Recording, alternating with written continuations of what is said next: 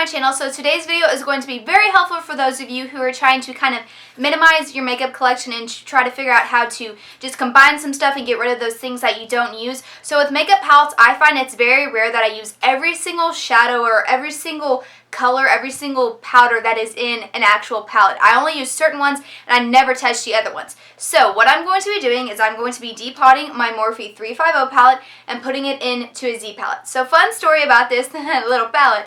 It took a lot in me to buy this palette because all I really wanted were those like 3 or 4 orange shades and like 2 of the glitter shades. That's all I wanted. I honestly don't even know why I bought it, but that's besides the point. So I finally talked myself into it after months of just them restocking it and people talking about it, and I'm like, I don't understand the hype about it. So I finally bought it, and it has a lot of great transition shades, but I never touch the browns. Like, I don't touch more than half of the palette, I guarantee you. So, but the day after I bought the 350 palette, they decided to come out with a shimmer and a matte. And I don't like matte shades, which is why I really don't get a lot of use out of this palette. So, I'm going to be depotting the shimmers and the transition shades that I use out of the 350, and then last night I went and bought the bundle of the shimmer and the matte palette. Now, you're probably like, Lauren, you just said you don't like matte palettes. What are you talking about?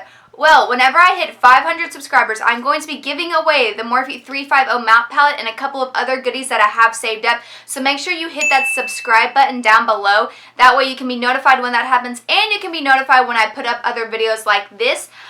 So it's kind of a weird palette. It's a little bit easier than other palettes, but it's a little bit harder at the same time.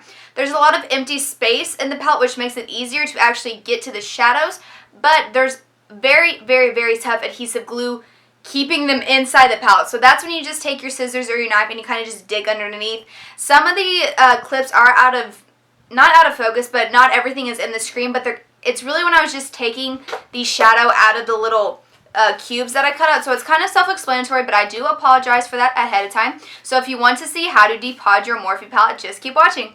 Okay, so just ignore some of the damage that I've already done to this. I was doing it ahead of time just to make sure that it would actually work, and I was figuring out the best way to do it possible. But these palettes are actually very cheaply made, so all you have to do is take any scissor or sharp object and clip up on the end, and it will pull up. Now you can see that there's a lot of empty space in between the actual palette and the shadows, so you'll want to work in sections of 3 and 4. So I'm going to work in a section of 3, and I'm just going to cut these 3 out.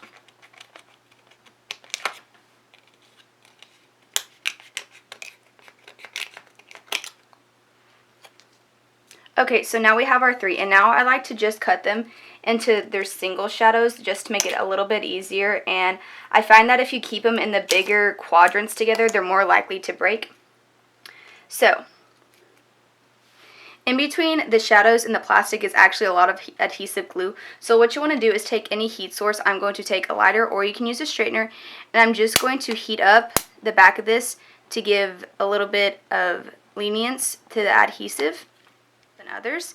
So just be very, very careful when you're doing this because they are so powdery that they will break.